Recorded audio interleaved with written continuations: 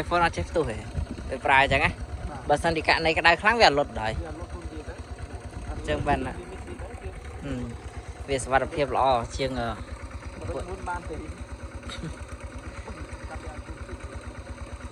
ដាក់ហុយចុកឡើយ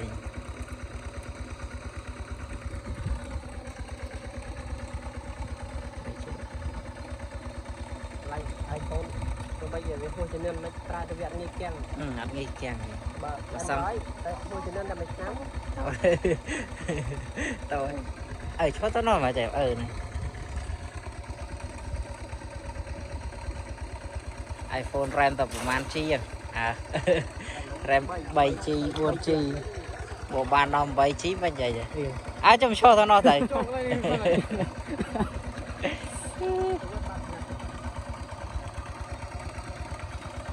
ចំជួយមើលមានដាក់គុំប្រកបទៅមើលជួយបាននេះប៉ះទេបាននេះគេនៅបីគាត់ធាក់ប៉ុណ្ណាណៃទិញមកពីថៃប៉ុន្មានរៀលទិញនៅខ្មែរចូល20រៀលទិញនៅថៃដូចជាមួយពេញលក់ហើយ16រៀល20រៀលធំតាមមានលុយពីសំពេញទៅក្រៅយើងទៅផ្ទះស្អីស្រួលហើយសំណាញ់នេះយើងគួរមានម្នាក់មួយល្អមានហ្នឹងរោទៅរៀនបងលើកោទៅអត់ទៅផ្ទះនឹងឆ្លាស់ឈប់បងម្នាក់ឯងជីជួបាទណាលួយថតបានអាណាលួយថតបានដែរល្អមើលដាក់ត្រីទៅនេះសឹកកត្រាប់អស់ធំប៉ុណ្នេះឯងអស់ធំហើយកត្រាប់គេយើងបងបានត្រីទៅឆ្ងាយមែនបងទៅឆ្ងាយត្រីស្អីដាក់មកស្នាញ់ទៀតទៅអាចនៅត្រីទៅណាទេបងស្នាញ់ប៉ុណ្ណេះទៅណាទៅមកទៅបាយនេះ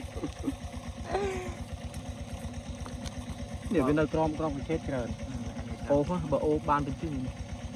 រត់រួចទេអូតែស្ទើរស្ទើរបានទេទីតើនេះអត់សំខាន់ទេទីទីនេះទៅរកអី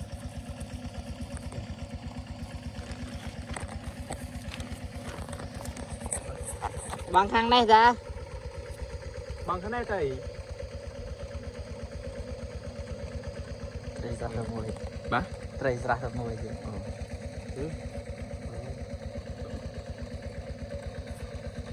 តែមួយមកទៅបានទៅលីយីទៅ